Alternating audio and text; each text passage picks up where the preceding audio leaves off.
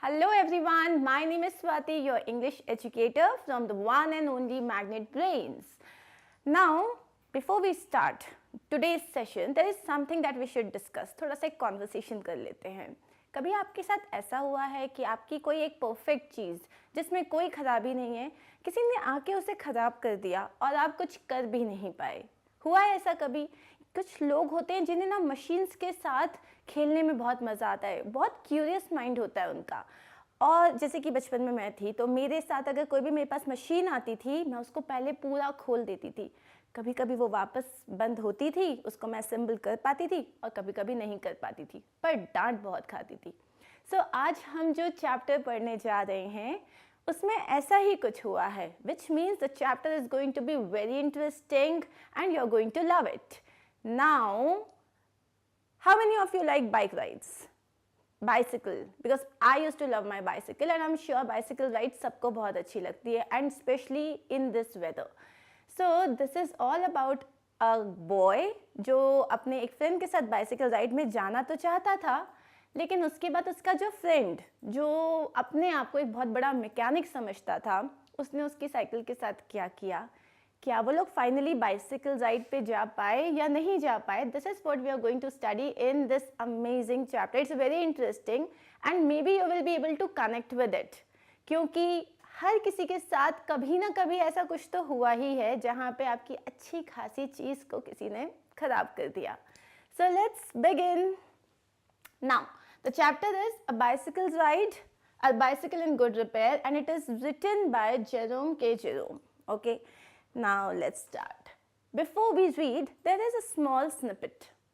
If you wish to go on a long bicycle ride, the bicycle should be in good condition. Obviously, अगर हमें कोई भी bicycle ride पे जाना है, so we have to make sure that the bicycle is in good condition, it's properly checked, उसमें हवा होनी चाहिए, उसकी chain properly oiled होनी चाहिए, because bicycle rides can be very dangerous if it's not in a good condition. अगर वो कहीं पे भी खराब हो गई तो you can meet with an accident, right? If possible, an expert mechanic should overhaul it. So अगर आप मान लो आप प्रोफेशनली साइकिल राइड कर रहे हो या आप रोज सुबह लॉन्ग राइड्स के लिए जाते हो, so a mechanic should overhaul it, which means it should be properly checked. उसकी बेल, उसका जो स्टीयरिंग होता है, उसकी सीट, किसकी हाइट क्या है, हवा है या नहीं है, all these things. So the meaning of overhaul is to make necessary repairs. So if there is something to be repaired, उसको properly check करा लेना चाहिए.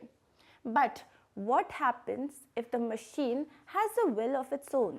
So what will happen अगर machine जो है वो खुद से कुछ करने लग जाए and the mechanic knows next to nothing. और अगर मैकेनिक जो है उसको कुछ समझ में ही नहीं आए कि भाई हो क्या रहा है. So there is nothing magical over here, but the story is definitely interesting. So let's quickly start with it. Aman, I knew, proposed one evening we should go for a man. This is not Aman actually, it is a man. A man I knew proposed one evening we should go for a long bicycle ride together on the following day. And I agreed. So there was this man. So हमारे पास दो characters हैं. There is a man and there is a narrator, a writer, the writer of the story. So this particular man, he suggested, he proposed means उसने offer किया, उसने suggest किया that let's go for a bicycle ride. And the writer of the story, he agreed. He said, wonderful, let's go for it. Following day means the next day. So आज की अगर हम बात करें, following day would be tomorrow. I got up early for me. I made an effort and was pleased with myself. Now इस line से क्या पता चलता है कि जो हमारे राइटर्स हैं उनको सुबह उठना बिल्कुल पसंद नहीं है, बट कभी कभी होता है हम बहुत एक्साइटेड होते हैं और उसके लिए हम जल्दी भी उठ जाते हैं. You must have also done that. मम्मा पापा जब उठाते हैं तब हम नहीं उठते, लेकिन अगर हमारे फ्रेंड्स के साथ कोई प्लान होता है तो 4 o'clock उठा लो, 5 o'clock उठा लो, कहीं ना कहीं से हम उठ ही जाते हैं. So our writer was very pleased कि वाह यार मैं सुबह उठ गया. And because he made an effort, so he came half an hour late. तो अब वो जिस बंदे का वेट कर रहा था, the man, he came half an hour late. I was waiting for him in the garden and our writer was, what was he doing? He was waiting in the garden. It was a lovely day. Fortunately, it was a beautiful day. It was not too sunny. बहुत ज़्यादा गर्मी नहीं हो रही थी. And he was just enjoying in the garden, waiting to start his bicycle ride. That's a good-looking machine of yours, he said. How does it run? So finally, the man came. And man said, wow, your machine. So in the entire story, he has called his cycle a machine. Okay, so he said, oh, that's a good looking machine. अच्छा, ये लोग कौन बोलते हैं? जो लोग बहुत professionals होते हैं ना, जिनको मशीन्स के बारे में बहुत आइडिया होता है, जिनको जैसे साइकिल है तो उसके बारे में काफ़ी अच्छा आइडिया है, they usually call it like, they won't say it a cycle, they will call it a machine. So he said, this machine of yours, it definitely looks good. How does it run? So what did our writer say? How does it run means कैसी चलती है ये? Oh, like the most of them. So he said, जैसे कि सारी चलती हैं वैसे ही चलती हैं, और क्या अलग से थोड़ी ना चलती है. So easily enough in the morning, goes a little stiffly after lunch. So उसने क्या कहा, अरे वैसे तो मतलब मॉर्निंग में तो बहुत अच्छी चलती है, लंच के बाद थोड़ी सी स्टिफली का मतलब क्या होता है, रिजिड और फर्म, थोड़ी सी टाइट हो जाती है, थोड़ी सी मतलब बोर हो जाती है ना चल चल के. So he was just trying to be comical. क्यों? क्योंकि साइकिल तो जैसे चल रही है वो वैसे ही चलेगी. बट ही सेड, अब क्वेश्चन ही ऐसा था, how does it run. So he added a bit humour to it and said, सुबह सुबह तो मस्त चलती है एकदम स्मूथ, लेकिन थोड़ा आफ्टरनून के बाद ना पोस्ट लंच थोड़ी सी स्टिफ हो जाती है, रिजिड हो जाती है. He caught hold of it by the front wheel and the fork and shook it violently.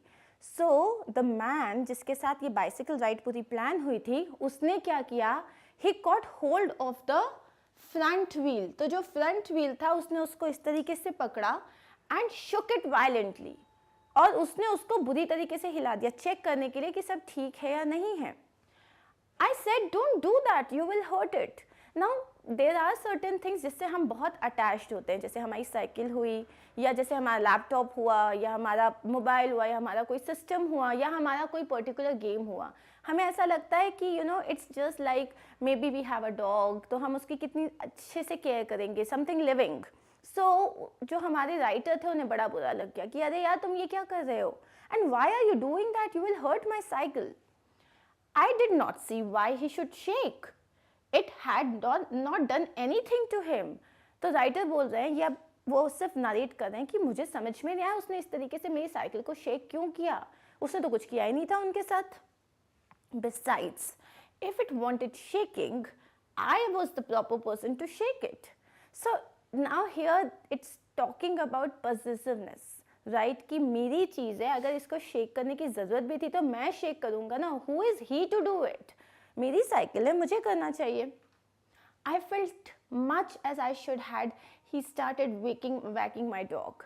सो उसको कैसा लगा, आई फेल्ट मच, मुझे कैसा लगा वैसा ही लगा जैसे कि अगर आई हैव अ पपी जिससे मैं बहुत अटैच्ड हूँ, मेरे पास डॉग है, और उसको अगर आके कोई वैक करे, वैक का मतलब होता है बीट या स्ट्राइक, मतलब उसको कोई मारे या उसको कोई हिला दे बहुत बुरी तरीके से, तो कैसा लगेगा. सो हमारे राइटर को एग्जैक्टली वैसा ही लगा. He said, this front wheel wobbles. Now, finally, after doing that shaking and everything, the man told him that, you know, your front wheel wobbles. What is the meaning of wobble? Move unsteadily from side to side. So, कभी कभी देखना, जो लोग obviously आप में से सभी लोग साइकिल आपने राइड की ही होगी, तो अगर आगे का जो व्हील होता है समटाइम्स इट वॉबल्स, मतलब वो हिलता है, एंड साइकिल बहुत ही ज़्यादा मतलब वो प्रॉपरली बैलेंस्ड होके नहीं चल पाती. So he said that you know your front wheel wobbles, so it is not safe for you to ride it. I said it doesn't if you don't wobble it. उसने बोला जिस तरीके से तुम कर रहे हो तो obviously it will vowel, so it will not vowel if you will not vowel it. अच्छी खासी एक साइकिल रखी हुई थी, भगवान जाने उसको क्या दिखा उसमें, और वो बोल रहा है कि नहीं नहीं आपकी साइकिल तो वॉबल कर रही है, आगे का व्हील वॉबल कर रहा है. वो बोल रहा है भाई नहीं कर रहा हो, जिस हिसाब से आप हिला रहे हो उस हिसाब से तो कुछ भी वॉबल कर जाएगा. He said this is dangerous, have you got a hammer. ना बहुत ही प्रोफेशनल इंसान की तरह उसने क्या कहा, this is dangerous, you know we can not go out for a ride like this. क्या तुम्हारे पास एक हैमर है, क्या तुम्हारे पास एक हथौड़ा है.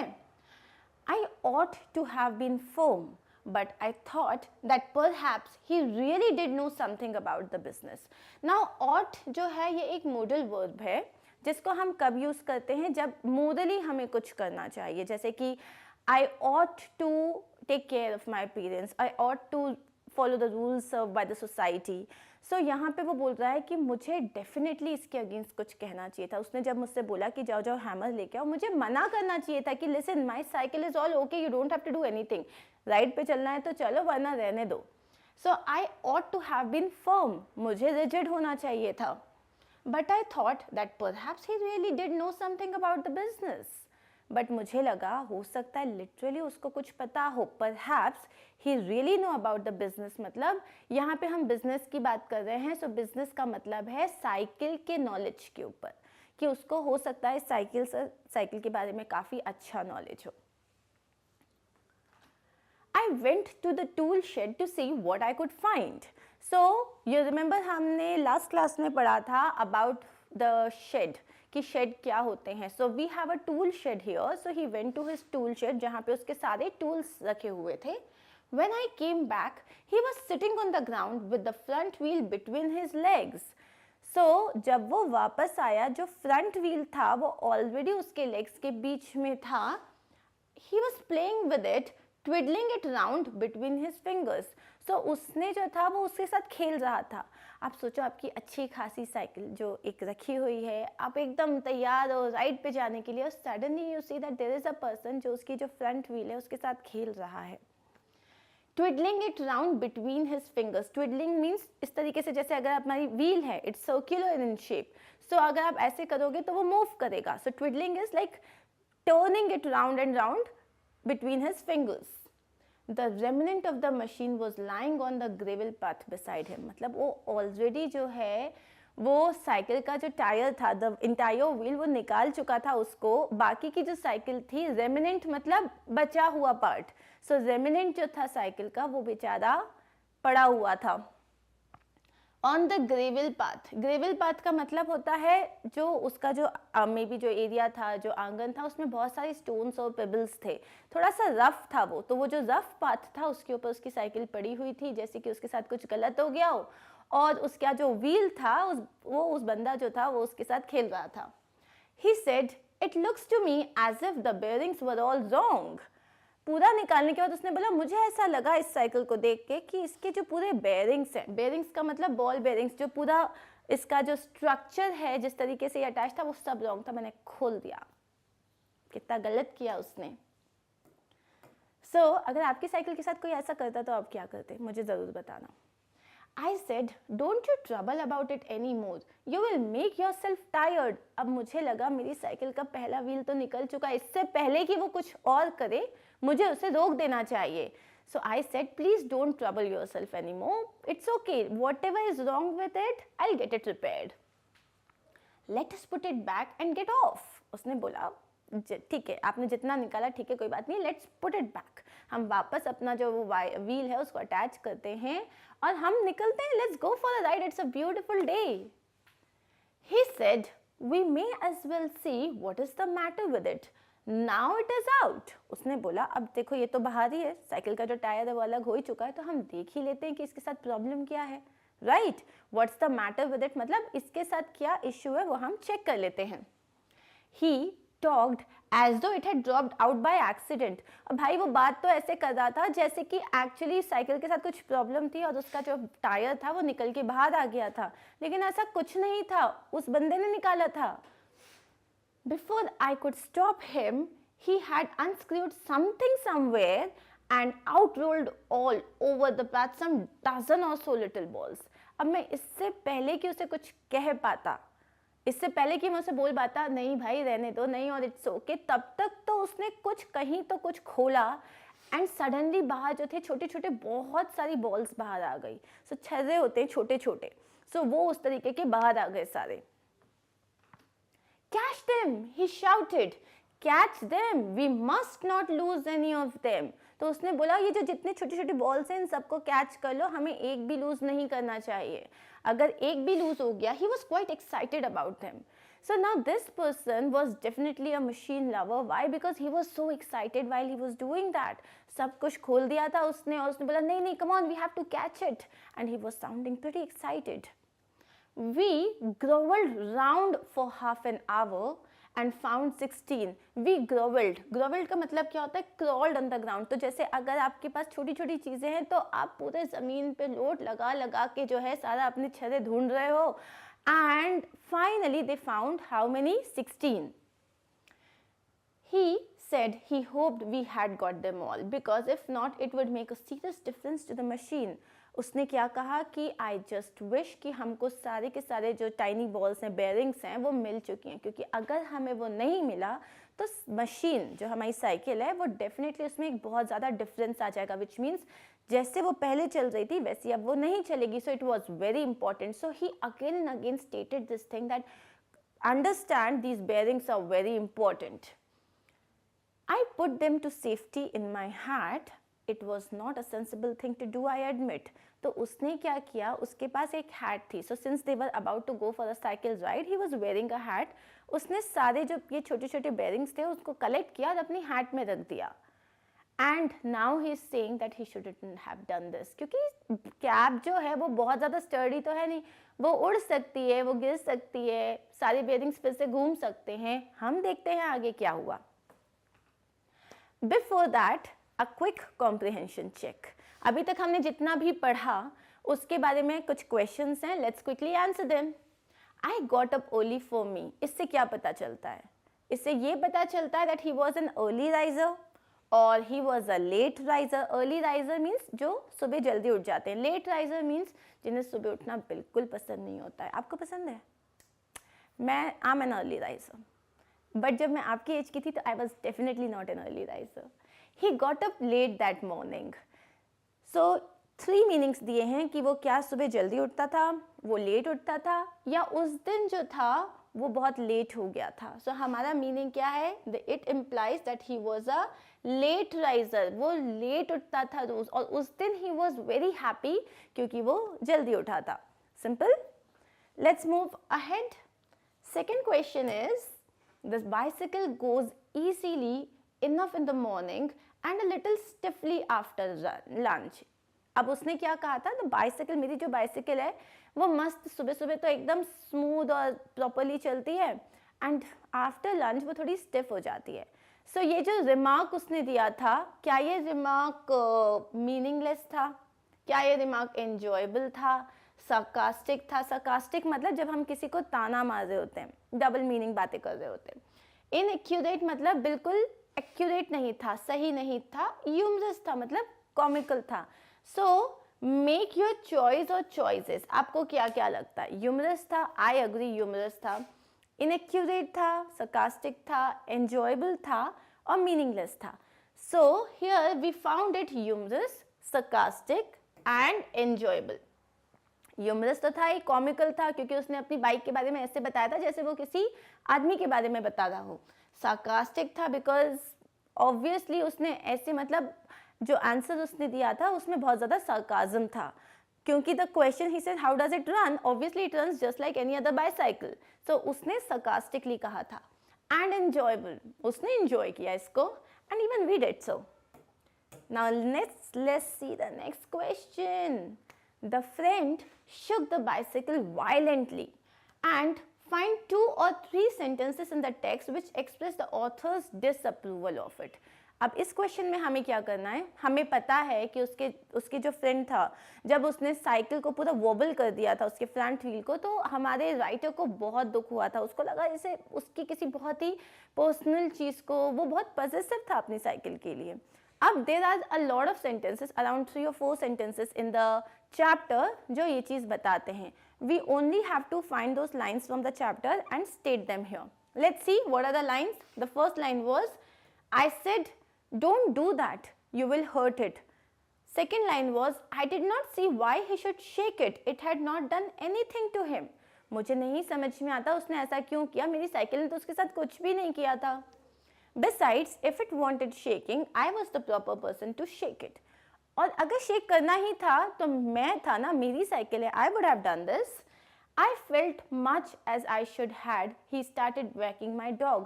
मुझे exactly वैसा ही लगा कि अगर वो मेरे पपी को, मेरे पेट एनिमल को अगर वो वैक करता तो कैसा लगता, मुझे सेम फीलिंग हुई थी. So these are the sentences that show that the person was not at all comfortable with the other man doing all those things with the cycle. Let's look at question number 4.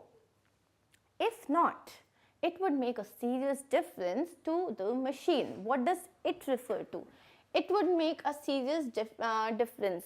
ये line उसने कब कही थी? जब पूरे जो ball bearings थे, जो साइकिल के जो पूरे बेयरिंग्स थे, जब वो पूरे गिर गए थे, तब उसने क्या बोला? Come on catch them. अगर हमें ये सारे नहीं मिलते हैं, so it will make a huge difference to the cycle. हमारी साइकिल उतनी स्मूथली रन नहीं करेगी जितना वो पहले रन कर रही थी. So the answer says it refers to the little ball bearing of the wheel that rolled all over the path. So ये it मतलब होता है जो हम ball bearings की बात कर रहे थे, right? So here we are done with the comprehension check, I am sure, right? Now we are going to move forward with the second part. आगे देखते हैं क्या हुआ. He then said that while he was about it, he would see to the chain for me. So उसने कहा ठीक है, जब तक हम ये सब कलेक्ट कर रहे हैं, मैं एक बार तुम्हारी साइकिल की चेन भी चेक कर लेता हूँ. अब क्यों करना था उसको, वो तो भगवान ही जाने. And at once began taking off the gear case. अब जो गियर केस था, मतलब साइकिल का जो गियर केस होता है, उसने उसको खोल दिया. अब हर मशीन में there is an important part, और अगर उस पार्ट के साथ कुछ भी हो जाए जो सबसे महंगा आता है उसमें, the entire machine like it depends on it. So यहाँ क्या लिखा है? I did try to dissuade him. उसने कोशिश करी उसको डिसुएड करने की, मतलब persuade someone not to do something.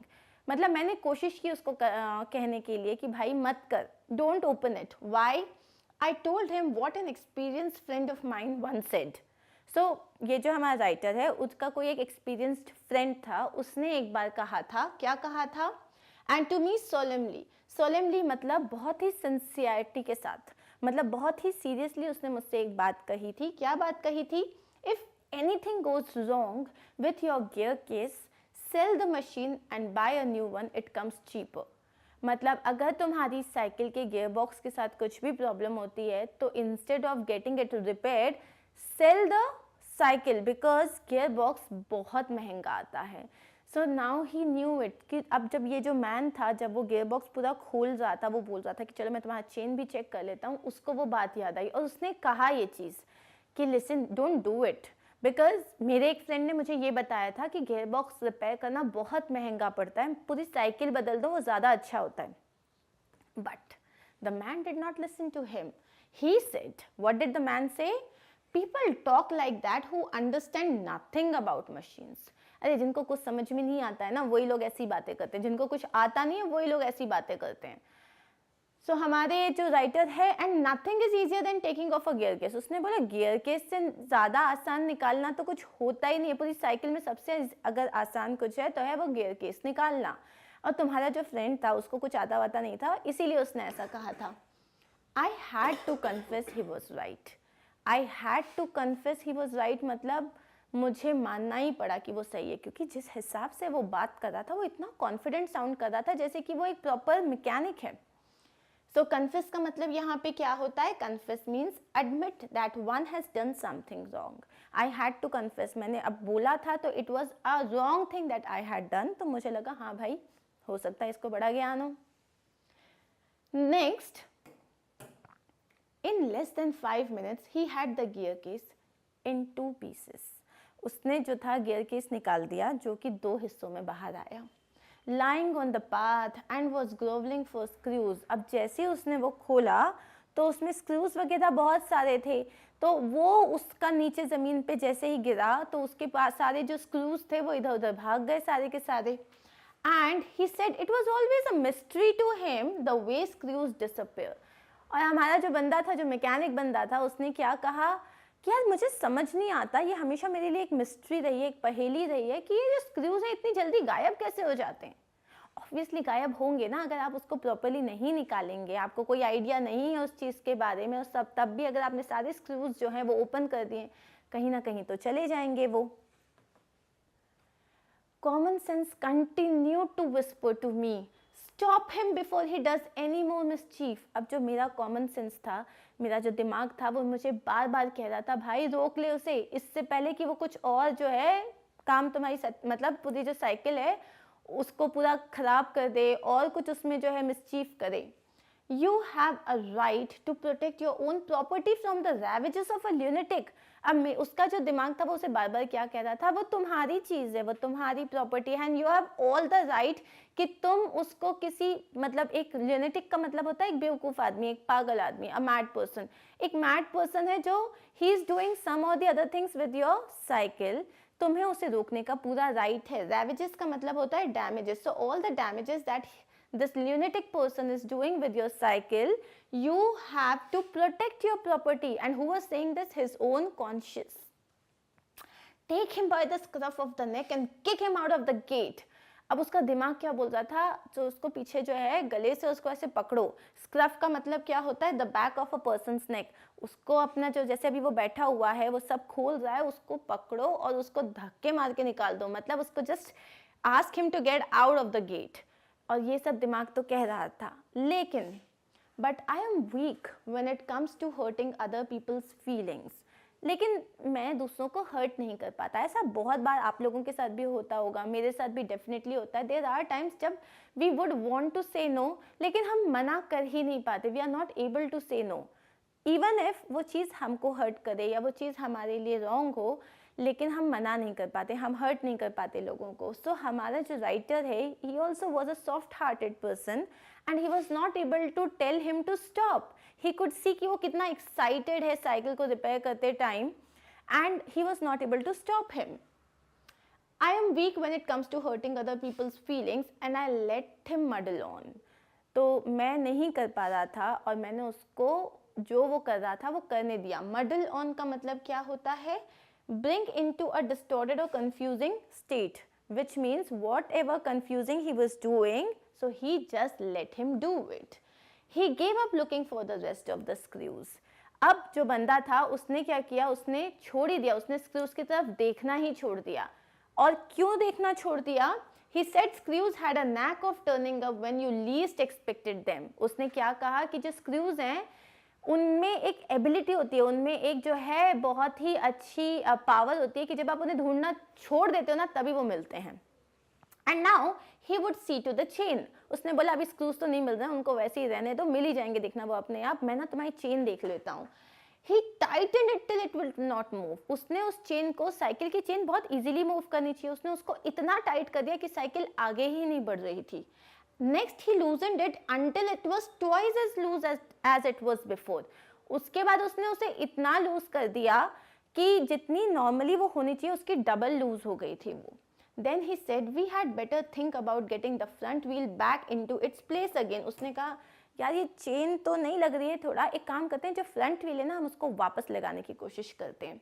I held the fork open and he worried with the wheel. Fork मतलब क्या होता है, इट्स एन इंस्ट्रूमेंट, जैसे किसी चीज़ को निकालने के लिए। So it looks something like this. इस तरीके का एक इंस्ट्रूमेंट होता है जिससे आप कोई भी चीज़ ओपन करते हो।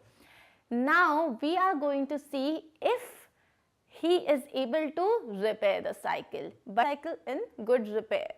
and उसमें हमने देखा that हमारा राइटर जो है he was about to go for a bicycle ride। there was a man who said let's go together, and when the man came he said that there is something wrong with your bicycle, and उसने पूरी bicycle को repair करने के चक्कर में पूरा खोल दिया, उसकी चेन निकाल दी, उसका फ्रंट व्हील निकाल दिया, एंड हमारा राइटर उसको कुछ बोल भी नहीं पा रहा था।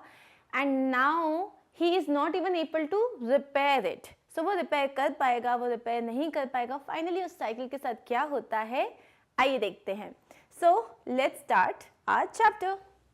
at the end of 10 minutes I suggested he should hold the fork and that I should handle the wheel। so 10 minutes जब हो गए, वो क्या कर रहा था, उसने आगे का जो टायर था, आगे का जो पूरा व्हील था, वो उसको वापस अटैच करने की कोशिश कर रहा था, फिक्स करने की कोशिश कर रहा था।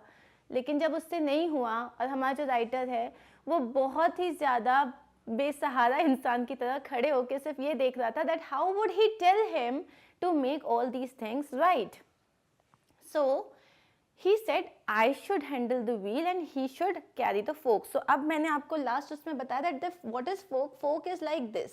एक जो है एक इंस्ट्रूमेंट होता है जो इस तरीके से होता है, उसको कोई भी चीज़ को उठाने के लिए वो हेल्प करता है. And we changed places. तो जब उसने सजेस्ट किया, so the man agreed and they exchanged places. At length we did the thing into position. So at length का मतलब क्या होता है कि फाइनली हमने उसको पोजीशन में ला दिया in some time. And the moment it was in position, मतलब at length मतलब after some time, बहुत ही सारी जद्दोजहद करने के बाद साइकिल का जो व्हील था वो अटैच हो गया. And the moment it was in position, he burst out laughing.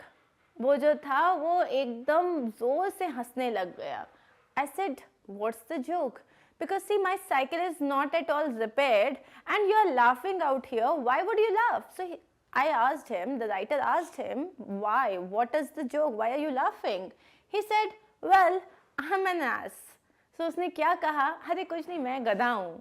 And for the first time, writer felt, बिल्कुल सही कहा, बिल्कुल सही बात करी. सुबह से अभी तक में तुमने पहली बार सही बात करी. तो राइटर ने क्या बोला? It was the first thing he had said that made me respect him.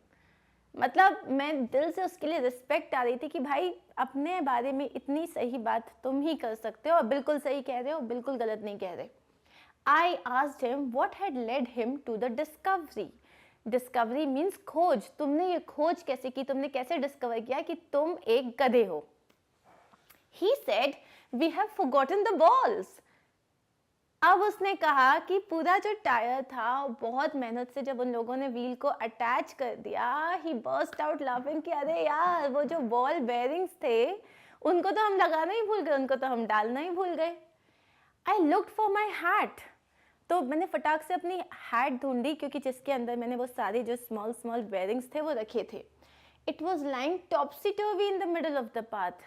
अब ब्यूटीफुल वेदर था, अच्छी हवा चल रही थी, जो कैप थी वो उड़ गई और वो उल्टी पड़ी हुई थी. टॉपसी टर्वी का मतलब है अपसाइड डाउन. वो उल्टी पड़ी हुई थी. एंड अगर उसके अंदर छोटे छोटे बॉल बेयरिंग्स है और वो उल्टी पड़ी है मतलब वो तो सब इधर उधर चले गए होंगे. He was of a cheerful disposition. He said, well, we must put back all we can find and trust to providence. अब उसने क्या कहा? जो मैन था, he said he was of a cheerful disposition. Disposition means state of mind. इतनी problem होने के बाद भी this person was confident and he was happy. He was in a cheerful state of mind. And उसने क्या कहा? अब हमें जितने मिलते हैं ना, हमें वो तो एटलीस्ट डाल ही देने चाहिए. मतलब and trust to providence. और बाकी providence का मतलब होता है the ultimate power. We are talking about God, the foreseeing care and guidance of God. तो उसने बोला अब हमें जितने मिलते हैं ना वो तो हमको यूज कर लेना चाहिए और बाकी हमें भगवान भरोसे छोड़ देना चाहिए. We found 11. So initially, अब उन्हें तो number of bearings पता भी नहीं थे. Initially, how many did they find? They found 16, and he put them in his cap. फिर वो जब वापस इधर उधर घूम गए तो अब उन्हें सिर्फ 11 मिले. 5 फिर से घूम गए. We fixed 6 on one side and 5 on the other, and half an hour later the wheel was in its place again. अब उन्होंने क्या करा? उसमें से 2 साइड्स थे जिसमें उन्हें बेयरिंग्स डालने थे. अब उनके पास एक अनइवन नंबर था, ऑड नंबर था बेसिकली. सो उन्होंने क्या किया? 6 एक जगह डाल दिया और 5 एक जगह डाल दिया. एंड देन फाइनली वापस जो था व्हील को अटैच कर दिया eight its place. It need hardly be added that it really did wobble now. So at the start जब उस मैन ने पूरा उसको वैक किया था एंड तब तो वो बिल्कुल वॉबल नहीं गई थी, लेकिन अब जिस तरीके से लगी थी कोई बच्चा भी देख के बता सकता था कि ये बहुत बुरी तरह वॉबल कर रही है. A child might have noticed it. मतलब पहले तो देख के भी समझ में नहीं आ रहा था, अब तो चाइल्ड भी देख के बता दे कि जो क्योंकि वो बिल्कुल भी प्लेस्ड नहीं था properly and it was wobbling. It was totally like a mishappening there. He said it would do for the present. और हमारे जो मैकेनिक साहब थे उन्होंने क्या कहा? जो मैन था जिसको साइकिल का बड़ा सारा नॉलेज है उसने बोला नहीं नहीं ये बिल्कुल परफेक्टली लगा है, अभी के लिए वॉबल करेगा, बाद में अपने आप सेट हो जाएगा. I said watching you do this is of real use to me. अब जो था, जो हमारा जो ये राइटर है, वो उसको बोल रहा है कि यार तुम जिस तरीके से कर रहे हो ना, it is amazing. Why? Because एक तो तुम्हें कुछ आता नहीं है, लेकिन तुम्हारा कॉन्फिडेंस देखो, तुम्हारे पास कॉन्फिडेंस की कोई कमी ही नहीं है. It is not only your skill that fascinates me. मतलब सिर्फ तुम जिस तरीके से काम कर रहे हो, जो तुम्हारा स्किल है, जो तुम्हें इतना सारा चीज़ आता है, सिर्फ वो मुझे फैसिनेट नहीं कर रहा. मतलब फैसिनेट मतलब अट्रैक्ट नहीं कर रहा. It is your cheery confidence in yourself, your inexplicable hopefulness that does me good. So not only that, अब वो उसको अप्रिशिएट कर रहा है कि देखो तुमको कुछ नहीं आता. अब वो डायरेक्टली कह नहीं रहा है ये चीज़, लेकिन वो बोल रहा है तुम्हारा जो कॉन्फिडेंस है, तुम जिस कॉन्फिडेंस के साथ कर रहे हो, योर इनएक्सप्लिकेबल होपफुलनेस. इनएक्सप्लिकेबल मतलब जिसे वर्ड्स में एक्सप्लेन नहीं किया जा सकता. इनएक्सप्लिकेबल, तो तुम्हारा जो इनएक्सप्लिकेबल होपफुलनेस है, मतलब चाहे कुछ भी हो जाए तुम बिल्कुल हार नहीं मान रहे हो. यू आर लाइक अरे ये तो ठीक हो ही जाएगा. So that does me good. उससे मुझे काफ़ी, मतलब I am impressed, I am totally impressed with that. Thus encouraged, he set to work to refix the gear case. अब जो वो मैन था, he was totally encouraged कि यार yes, तो वापस जो गियर केस था, जो 2 हिस्सों में उसके पास आ गया था, he started to fix it again. He stood the bicycle against the house. अब उसने बाइसिकल का गियर बॉक्स को फिक्स करने के लिए क्या किया, जो हाउस की एक वॉल थी उसके अगेंस्ट में बाइसिकल को खड़ा किया, so that he can work on it. And worked from the off side. अब ऑफ साइड क्या होता है? यूजुअली ऑफ साइड और ऑन साइड क्रिकेट में यूज होता है. In cricket, offside is that side of the field which the batsman is facing to receive the ball. Onside is the position if the opposite side of that. मतलब of side क्या होता है? Of side मतलब अगर batsman जो है वो इधर फेस करे, so this is of side and opposite side is on side. Okay, so and work from the off side मतलब वो बाइसिकल के आगे खड़े होके वो उसको पूरा ठीक कर रहा था. Then he stood it against a tree and worked from the on side. उसके बाद उसने लिया और उसको एक ट्री के सामने रखा, ट्री के अगेंस्ट लीन किया, and he started working from the on side मतलब वो पीछे से उस पर काम करने लग गया. Then I held it for him. So उसको क्या था, उसको जिस तरीके से भी काम करना था, तो जब आप इसको किसी चीज़ पे टिका रहे थे तो वो मे बी नहीं कर पा रहा हो, तो finally the writer held the cycle for him so that he can work on it.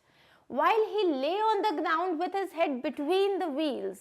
So you must have seen the mechanics, right? जब वो कार रिपेयर करते हैं या कुछ, तो they go under और वो इस तरीके से काम करते हैं, which means they lie down on the surface, and that is what this person was doing.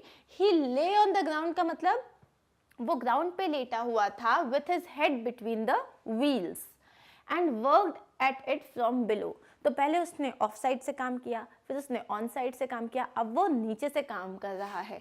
And dropped oil upon himself. तो जब वो इस तरीके से काम कर रहा था तो जो गेयर ऑयल था वो उसके ऊपर गिर गया.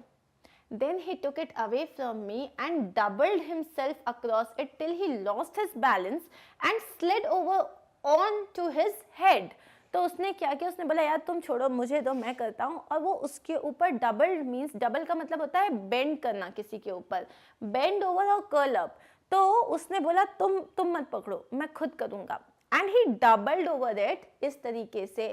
And finally when he did that he lost his balance. अब वो उसके ऊपर एकदम ऑलमोस्ट झुका हुआ था, तो उसने उसका बैलेंस गया और वो नीचे गिर गया, और जो साइकिल थी वो भी आके उसके सर पे गिर पड़ी.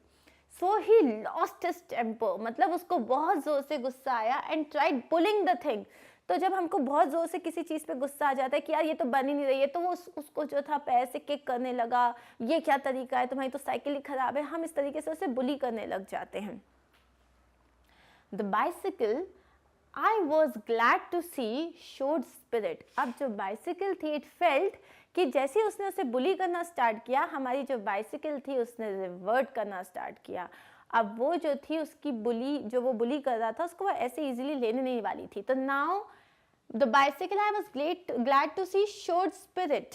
सो इन अ वे उसको बता रहा है कि एज इफ यू नो अगर आप किसी मैन के साथ कुछ गलत कर रहे हो या किसी को बुली कर रहे हो तो हाउ वुड ही रिवर्ट और she revert, now the bicycle is doing the same and the subsequent proceedings degenerated into little else than a rough and tumble fight between him and the machine.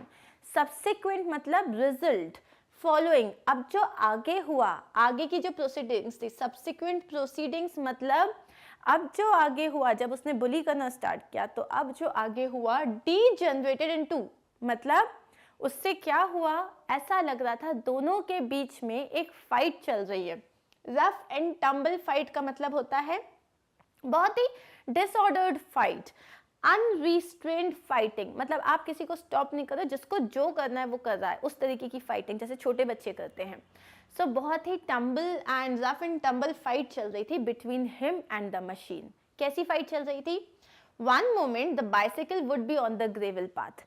सो एक moment के लिए just imagine wrestling. Wrestling में क्या होता है कि आप कभी जो है, कभी जो आपका जो ओपोनेंट है वो आपके ऊपर होता है और आपको मार रहा होता है, कभी आप उसके ऊपर होते हो मार रहे होते हो ना, इसी को बोलते हैं rough and tumble fight.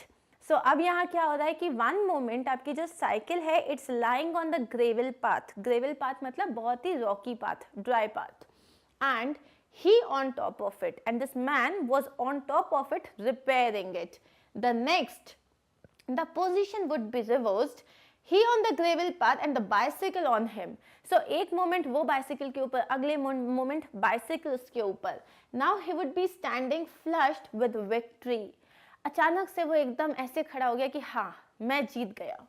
The bicycle firmly fixed between his legs. So उसने bicycle को क्या किया था, अपने पैरों के बीच में उसके जो front tires के जो वाला part होता है उसको कर लिया ताकि The bicycle won't move. It's like almost उसने अपने opponent को जकड़ लिया है, अब वो move नहीं कर पा रहा and he was feeling victorious कि yes मैं जीत गया.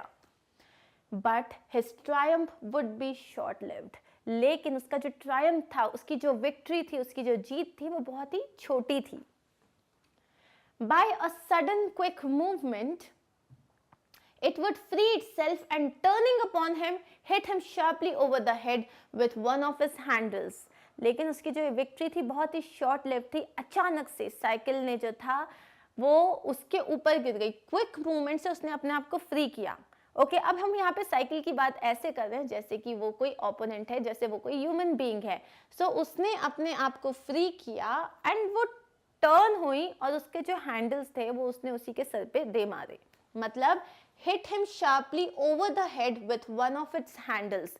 Hit him sharply over the head मतलब अपनी जो हैंडल्स थे उसने उसके सर पे मार दिया. बेसिकली वो ये कहना चाह रहा है कि जब वो उसके ऊपर उसने उसे फिक्स करके रखा था तो साइकिल का जो बैलेंस था वो डिसबैलेंस हुई और साइकिल उसके सर पे आके गिर गई. तो उसके जो हैंडल था उससे सर पे लग गई उसके. At 1:45, अब ये लोग सुबह सुबह 7 o'clock निकलने वाले थे. अब टाइम क्या हो रहा है, 1:45 हो चुका है, मतलब 12:45. Dirty and disheveled, cut and bleeding, he said, I think that will do. Now this man, obviously he was rolling on the ground, उसके ऊपर oil गिर रहा था तो he was totally dirty, he was tired and he even got cuts and wounds क्योंकि उसको जैसे कुछ attach करते टाइम कहीं कट हो गया, कहीं लग गई उसको.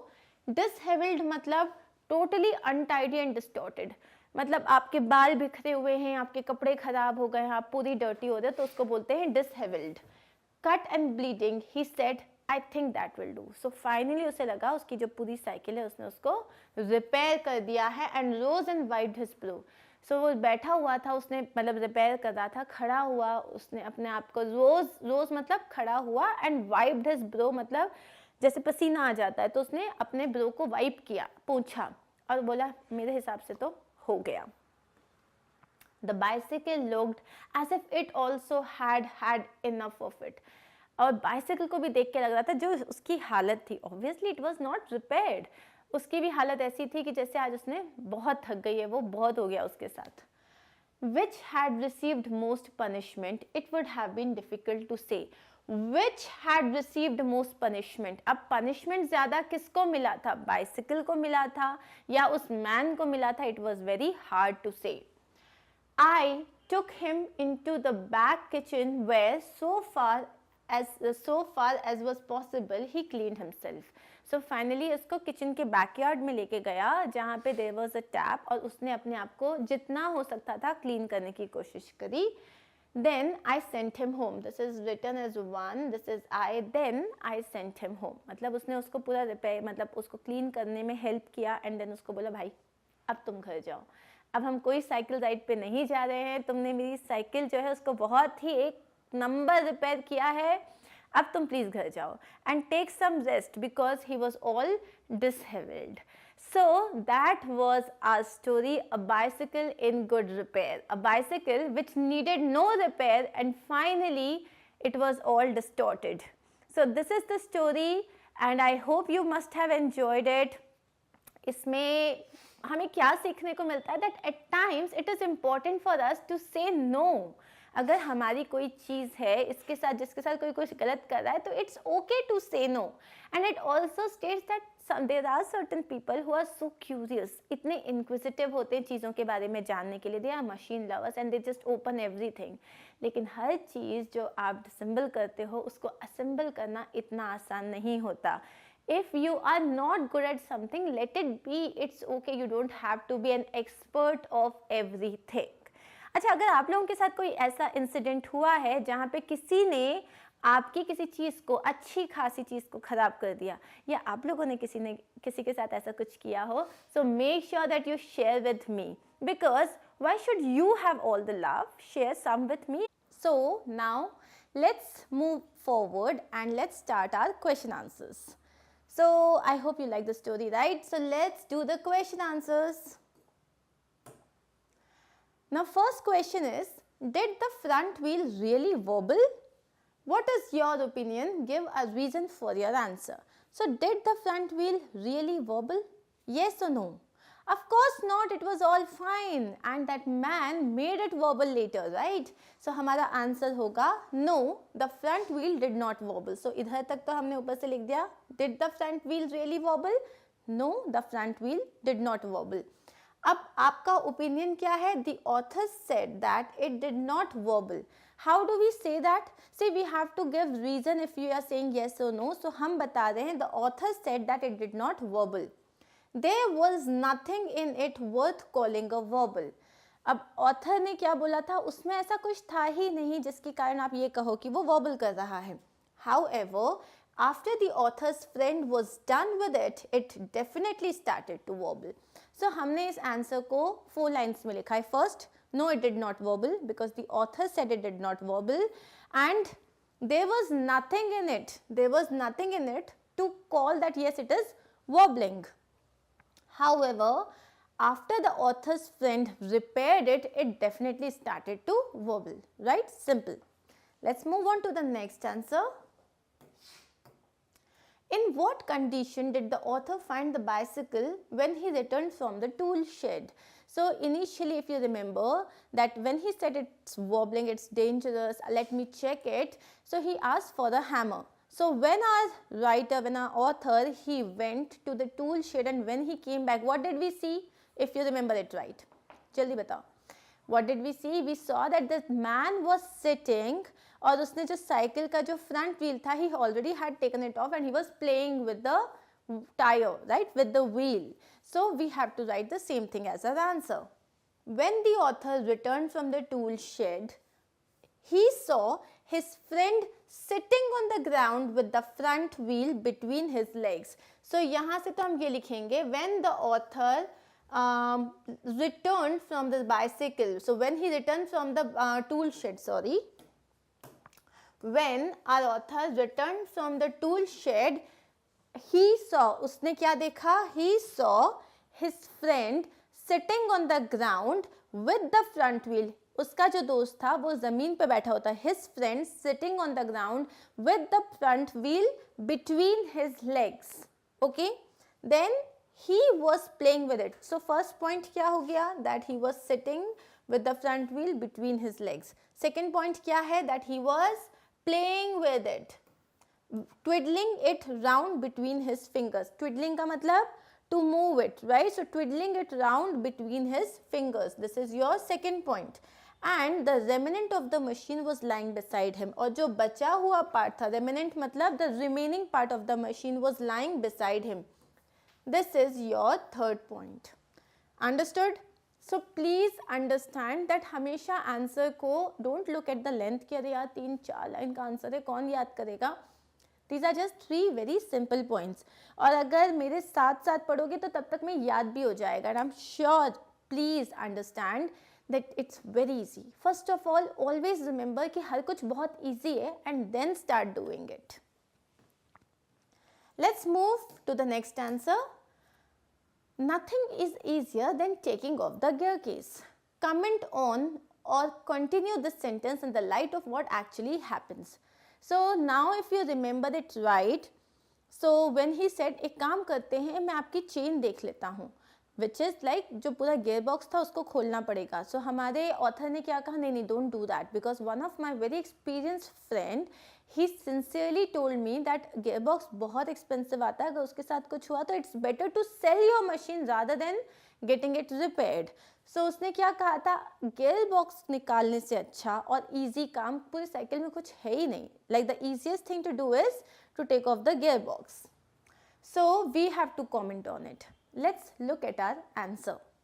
The author's friend says nothing is easier than taking off the gear case.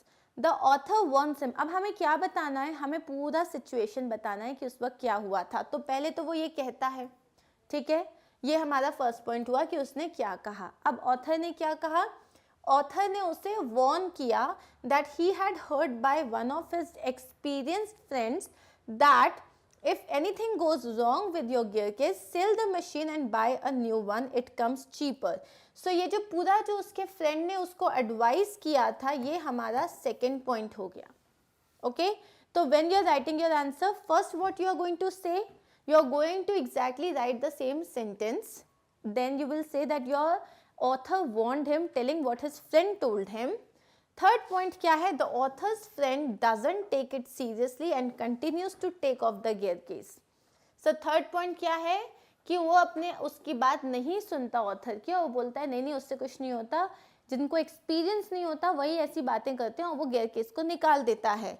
Letter he struggles and is unable to put back the gear case in its proper place.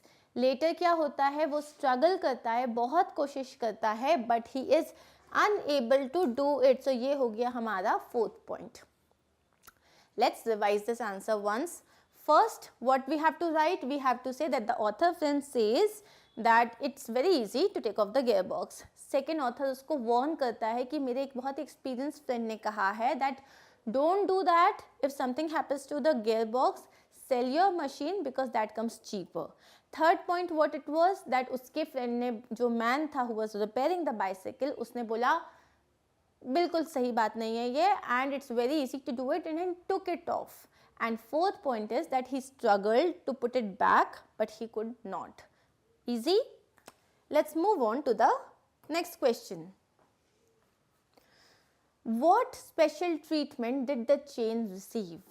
अब now this is like कि जो chain को जब he was trying to attach the chain back at its place, so chain के साथ क्या क्या घटनाएं हुई.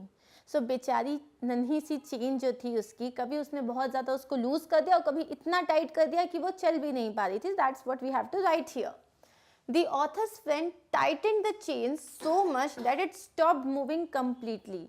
उसने चेन को इतना ज़्यादा टाइट कर दिया कि वो मूव ही नहीं कर पा रही थी. So that's our first point. Second, then he began to loosen it. फिर उसने उसको लूज करना स्टार्ट कर दिया, and he loosened it इतना ज़्यादा कि जितनी इनिशियली वो लूज थी उसकी डबल लूज हो गई. So that's our two simple points. First point कि उसने उसे बहुत टाइट कर दिया, सेकेंड पॉइंट उसने उसको डबल ट्वाइस लूज कर दिया. Cool? Shall we move ahead? Let's look at our next question. The friend has two qualities. He knows what he is doing and is absolutely sure it is good. Find the two phrases in the text which mean the same. So, if you remember कि वो जो उसका जो friend होता है, जो हमारे author होते हैं, वो उसकी तारीफ करते हैं बीच में कि यार भले तुमको कुछ नहीं आता, but the way you are doing your stuff, जो तुम्हारे अंदर का जो कॉन्फिडेंस है और जो तुम इतने जो खुश हो, तुम्हारा जो स्टेट ऑफ माइंड है, उसको देख के आई एम टोटली इम्प्रेस्ड. सो हमें सिर्फ हमारे चैप्टर में से 2 phrases निकालने हैं which states the same thing, and the 2 phrases are cheery confidence and inexplicable hopefulness. That your cheery confidence and inexplicable का मतलब क्या था? Inexplicable, जो explain ना कर सके. मतलब हम कभी कभी होता है we cannot say certain things in words. Like suppose somebody is looking very pretty, so you can just say that your inexplicable beauty, you can talk about the inexplicable beauty of a place, of a person, anything. So use it in your daily life. Now these are the 2 phrases, and here we are done with our answer number 5. Let's look at question number 6. Describe the fight between the man and the machine. Find the relevant sentences in the text and write them. अब you remember man के बीच में और cycle के बीच में there was a fight, rough and tumble fight going on. Sometimes the man was on the gravel path and the cycle was on top. Sometimes the cycle was on the gravel path and the man was on top. So exactly वो वाला जो पूरा scenario था, we have to write about it. So let's see, and we have to pick up the exact lines from the text, like the chapter, so it is very easy. The author's bicycle did not need any treatment. अब ये तो हमें पता है कि उसको कोई treatment की ज़रूरत ही नहीं थी. It was in a good condition, but the author's friend messed it up such that now it would need a lot of repair. So उसको कोई ज़रूरत नहीं थी, लेकिन ऑथर के फ्रेंड ने उसको ऐसे मैसअप किया कि अब उसको it definitely needs a lot of repair. The fight between the man and the machine can be understood by the following paragraph in the text. अब वो क्या कह रहा है कि जो आपका जो टोटल फाइट है उसको हम जो पैराग्राफ हमने लिखा है उसके हिसाब से देख सकते हैं. So what is the paragraph? This is the actual answer. One moment the bicycle would be on the gravel path and he on the top of it. The next the position would be reversed. He on the gravel path, the bicycle on him. Now he would be standing flushed with victory, the bicycle firmly fixed between his legs, but his triumph would be short-lived. By a sudden quick movement it would free itself and turning upon him hit him sharply over the head with one of its handles. ये हमने recently chapter में पढ़ा था that एक moment के लिए bicycle नीचे थी, वो ऊपर था, फिर वो ऊपर था, बाइसिकल नीचे थी, and all these things, and then he is victorious. He is feeling that yes finally he has done it, because उसने अपने पैरों के बीच में उसके फ्रंट व्हील को रख लिया था. So the bicycle was not able to move, but the other moment वो अपने आप को बाइसिकल फ्री करती है और वो इस तरीके से गिरती है कि उसके एक हैंडल से मैन को he gets hit here on the head. That's what we have to write. So, अच्छा ये आंसर लग रहा होगा कि जो पिछला आंसर था कि वो बहुत बड़ा था, बट सी हमको टेक्स्ट लेना है. We have to write exactly what was written in the chapter, and that is why it was pretty long. Now, working with the language. So, when we are here to start the grammar portion, you always know that this is very important, so make sure you understand it well so that we can do all the answers without rote learning. Rote learning क्या होता है? हमें कोई रट्टाफिकेशन नहीं करना है. Understood? We have to only understand what is to be done here. We should go for a long bicycle ride. I ought to have been firm. We must not lose any of them. I suggested that he should hold the fork and that I should handle the wheel. अब ये जितने भी words हैं, we should, I ought, we must not, and he suggested that he should hold and that I should. So ये सारे words क्या हैं? सो ये सारे वर्ड्स को हम बोलते हैं modal verbs. Okay, so all the words like can, could, shall, should, and then we have must, have to, and then we have would, will, and what else do we have? Then we have can, may, might, may and might. So ये सारे जो words हैं अब I am giving you few examples. I can run. I can run मतलब मैं भाग सकती हूँ, मैं दौड़ सकती हूँ. What is it talking about? It is talking about an ability. Okay, can I come in? Here what am I asking? I'm asking for the permission, right? उसके बाद shall, we shall join you, or you should do something. So when I'm saying should, that तुम्हें ये करना चाहिए, what am I doing? I am suggesting something. I am giving you a piece of advice. You must do something. Again here I am suggesting something but with a lot of force कि नहीं तुम्हें तो ये करना चाहिए ही. You must. When I say you have to do this, it means that you don't have any option. It's an obligation. Obligation का मतलब क्या होता है? जब आपके पास कोई ऑप्शन नहीं होता, आपको करना ही है. जैसे मम्मा ने बोला you have to complete your homework. अब आपके पास सेकेंड ऑप्शन नहीं है. Then would, will, may क्या बोल रहा है? Possibility. में क्या बोलता है? पॉसिबिलिटी. पॉसिबिलिटी का मतलब क्या होता है कि इट मे रेन और इट माइट नॉट रेन. हो सकता है बारिश हो. आई मे गो टू स्कूल, हो सकता है मैं स्कूल जाऊं. I may talk to you, हो सकता है मैं तुमसे बात करूं. So there is a possibility. So now when we talk about the ability, permission, suggestion, obligation, possibility, all these verbs that shows these things are called as modal verbs. इन्हें हम modal verbs कहते हैं. So let me clear this. So modal auxiliaries कहते हैं because these are modal verbs. मतलब modal auxiliary क्या होता है? It's a helping verb. So हम इन्हें कहते हैं modal auxiliaries. अब ये जो है ये हमें क्या बताते हैं कि किसी भी sentence में जब हमको if we have to talk about permission, obligation, suggestion, advice, ability, तब ये words हमको help करते हैं. So now modal auxiliaries are used with verbs to express notions such as possibility, permission, willingness, that I want to do it, I can do it, obligation, necessity, etc.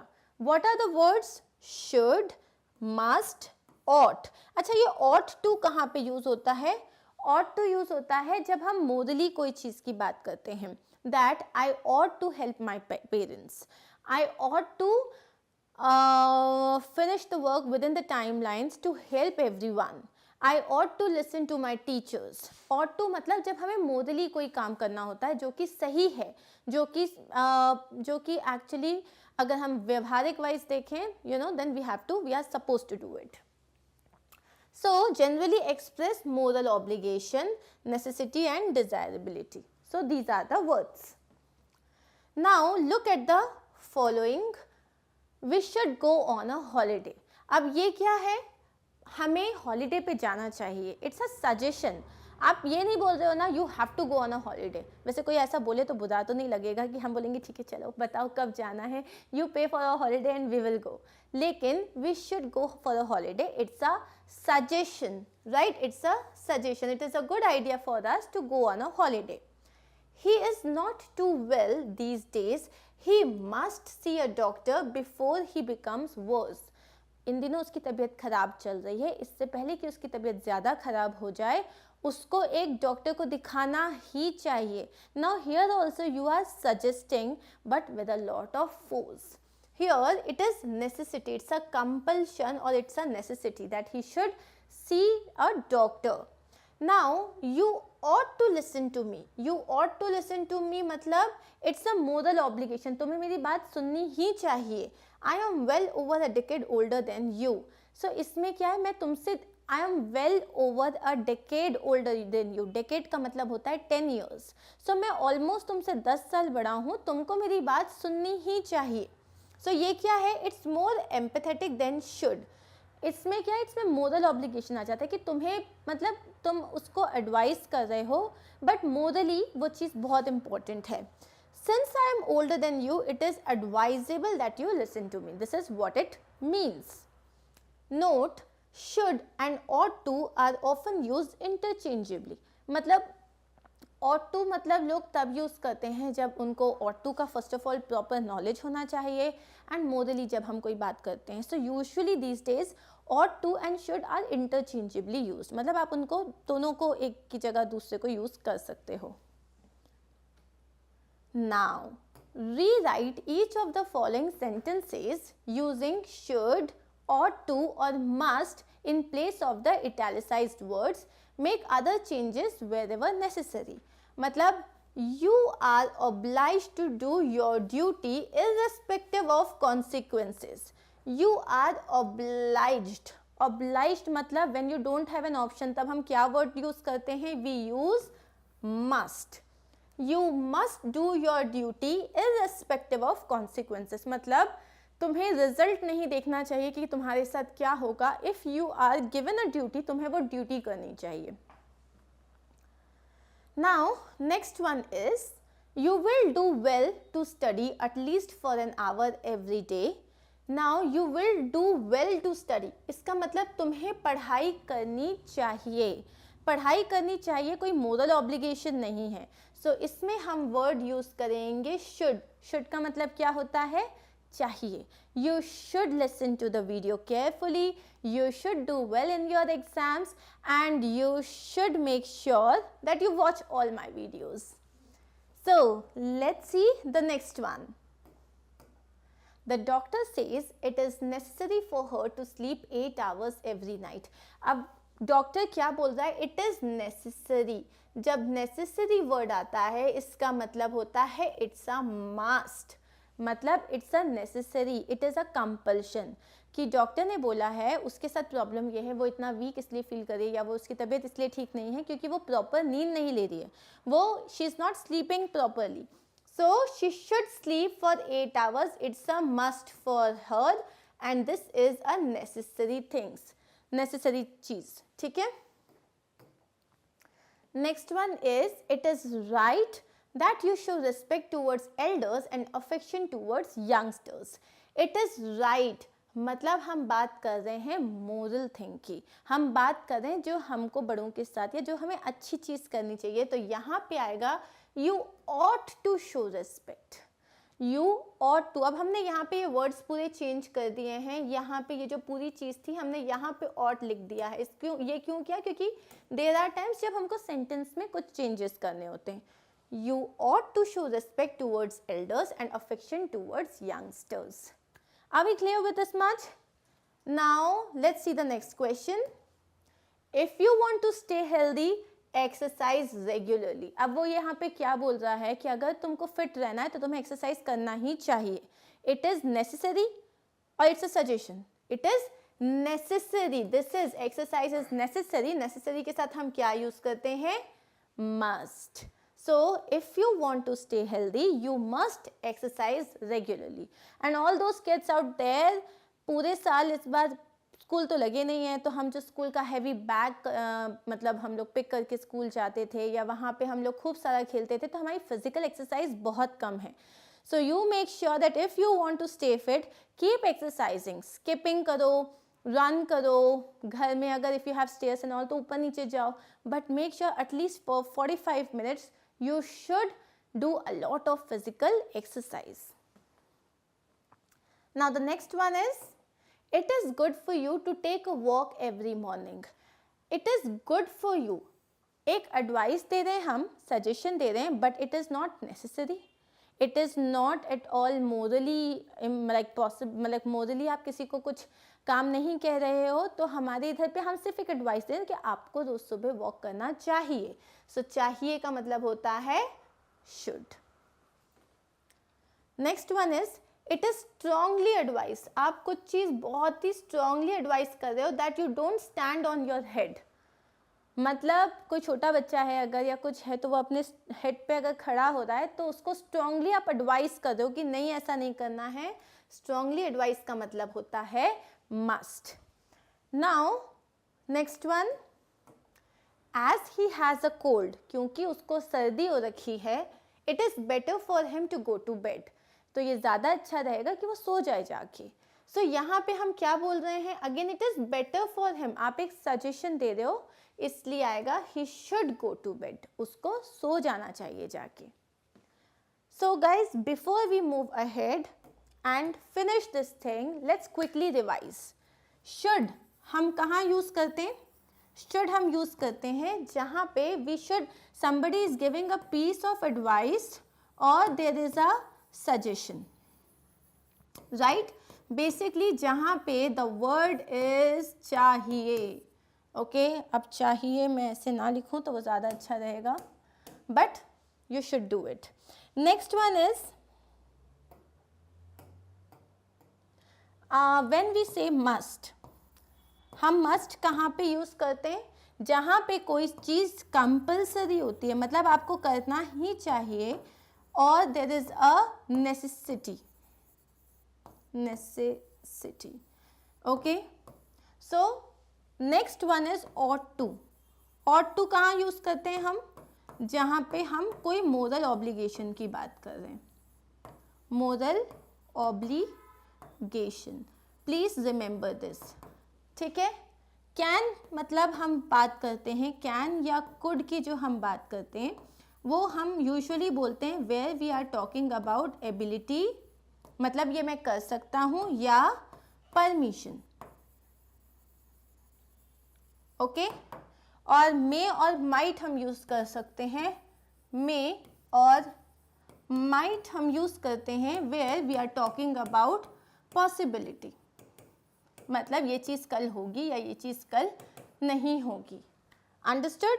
So please remember this thing. Now on the basis of the same modal verbs we have another exercise. Let's look at it. You should use should, must and ought to appropriately in the following sentences. So ought to appropriately हमें ये सारी चीज़ें इन हमारे sentences में use करनी है. तो जितना अभी हमने पढ़ा है एक रिविजन भी हो जाएगा. Let's quickly do this. People who live in glass houses not throw stones. जो लोग बोलते हैं ना हिंदी में, there is this कहावत, जो लोग कांच के घरों में रहते हैं उन्हें दूसरों पे पत्थर नहीं मारने चाहिए. So what should come here? Should. Okay, I'll not show you the answers. Let's write here should. Next one is you dash wipe your feet before coming into the house, especially during the rains. तो जब आप बारिश में घर के बाहर से घर में आ रहे हो तो हमारे पैर में काफ़ी सारा मड लग जाता है, डर्ट लग जाता है, कीचड़ लग जाता है. सो यू शुड और मस्ट क्या आएगा यहाँ पे? सो the answer is you must wipe your feet. Next one हम यहीं पे देख लेते हैं. You must do what the teacher tells you. अब जो आपकी टीचर कह रही है आपको करने को, क्योंकि ये एक नेसेसरी चीज़ है, कंपल्सरी चीज़ है, you will use must. The pupils were told, pupils means students, were told that they should write more neatly. उन्हें लिखना चाहिए neatly. Sign in front of a park, एक साइन है जो कहाँ है? पार्क के फ्रंट में है. You must not walk on the grass, आपको ग्रास पे वॉक करना अलाउड बिल्कुल नहीं है. So it's is very like it's a compulsion act that आप उस पर वॉक नहीं करोगे. You ought to be ashamed of yourself having made such a remark. तुमने किसी को कोई बहुत ही गंदी बात कही है, एक रिमार्क कर दिया है, so morally it is incorrect and that's why we have used ought to. Next one is he left home at 9 o'clock. He should be here any minute. वो 9 बजे अपने घर से निकल चुका है तो वो किसी भी मोमेंट पे यहाँ पे आ जाएगा. So he should be here any minute. Whatever happened to the chocolate cake? How should I know? I have just arrived. अरे वो चॉकलेट केक को क्या हुआ? So how should I know? मुझे कैसे पता होना चाहिए? So यहाँ पे हम यूज़ करेंगे should. Understood? I hope you understood the modal verbs clearly. अगर इसके बारे में थोड़ी भी और explanation चाहिए, so please put a comment in the comment box and I'll explain it clearly. So now let's continue with the next question. Two or more single sentences can be combined to form a single sentence. Obviously there are times जब बहुत छोटे छोटे sentences होते हैं, with the help of conjunctions हम उनको join कर देते हैं to make a single sentence. For example, I like bananas, I like mangoes, I can say I like bananas and mangoes. So मैंने यहाँ पे क्या किया, with the help of a conjunction and, मैंने इन दोनों sentences को join कर दिया. So I made an effort and was pleased with myself. This sentence is in fact a combination of two sentences. I made an effort and was pleased with myself. So हम इस sentence को कैसे कह सकते हैं? I made an effort, ये हो गया sentence number 1. I was pleased with myself, ये हो गया second sentence, and with the help of the conjunction we have added it, right? Next, let's see, now read this sentence. I did not see why he should shake it. This is also a combination of two sentences. I did not see, ये हो गया आपका पहला sentence, and why should he shake it, ये हो गया आपका दूसरा sentence, right? So at times when we talk, it's like a combination of sentences that we say. Now what we have to do in this question, आपके पास हर जगह sentences हैं और आपको दिए हुए हैं कितने parts में आपको उसको divide करना है. For example, I went to the tool shed to see what I could find. इसको आपको 3 parts में divide करना है. So let's see how we'll divide it. First would be I went to the tool shed. ये हो गया तुम्हारा first part, right? उसके बाद I went to see. ये हो गया तुम्हारा second part. And then what could I find? ये हो जाएगा third part. So let's see the answer. I went to the tool shed. I went there to see what could I find. ये हो गया, हमने एक sentence को 3 parts में divide कर दिया. अब हम second sentence देखते हैं. So when I came back, he was sitting on the ground. अब यहाँ पे हमें 2 parts में divide करना है. So first is when I came back he was sitting on the ground. तो अब इसको हम कैसे divide करेंगे? I came back first part हो जाएगा, he was sitting on the ground second part हो जाएगा. So इसमें it is not at all a compulsion कि जितने भी words हैं आपको सारे words use करने हैं, because आपको ये बताना है कि उस sentence में 2 बातें हो रही हैं, वो कौन सी 2 बातें हैं. पहली बात है कि मैं वापस आया, I came back, और दूसरी बात है that he was sitting on the ground. So इस तरीके से हम इस आंसर को, इस सेंटेंस को 2 पार्ट्स में स्प्लिट कर सकते हैं. Next one is we may as well see what's the matter with it. Now it is out. So इसको हमें 3 पार्ट्स में डिवाइड करना है, right? So first one is we may as well see, हम भी देख लेते हैं. We may as well see मतलब हम देख लेते हैं. What's the matter with it? ये आपका second part हो गया. So this is the first part, this is your second part, and now it is out. ये हो गया हमारा third part. Easy? Easy busy? Yes? So अगर इसमें कोई डाउट है तो पूछ लेना. वैसे तो I think it's very simple. चलो next करें. He said he hoped we had got them all. So he said, ये हो गया आपका पहला sentence. ये अपने आप में एक sentence है. उसने कहा, he said. कौन ने कहा? He said. So it's अपने आप में एक sentence. He hoped we had got them all. He hoped, ये हमारा second part हो गया. He said एक part, he hoped दूसरा part, and we had got them all, ये हो गया हमारा third part. Right? He said and he hoped, ये अपने आप में complete sentences हैं. He said मतलब हाँ उसने कहा, या उसने सोचा, या उसने wish किया. He hoped. Next question. I had to confess he was right. अब इसको 2 ही पार्ट में डिवाइड करना है. सामने सामने आंसर दिख रहा है. I had to confess एक पार्ट, he was right दूसरा part. Easy? Next, now let's talk about prefix and suffix. So n acts as a prefix. Prefix क्या होते हैं? मैंने पहले भी बात की थी. Prefix का मतलब होता है जो वर्ड्स, आप लेटर्स बेसिकली आप किसी वर्ड के आगे लगाते हो जिससे उसका मीनिंग चेंज हो जाता है. जैसे कि रिच. रिच का मतलब जिसके पास बहुत पैसा हो. अगर मैंने इसके आगे लगा दिया एनरिच. एनरिच का मतलब आप जब किसी चीज़ को और बेटर बनाते हो, जैसे कि अगर मेरे को नए वर्ड्स आ जाएंगे तो इससे मेरी वोकैबुलरी एनरिच हो जाएगी, मतलब मेरी वोकैबुलरी और बेहतर हो जाएगी.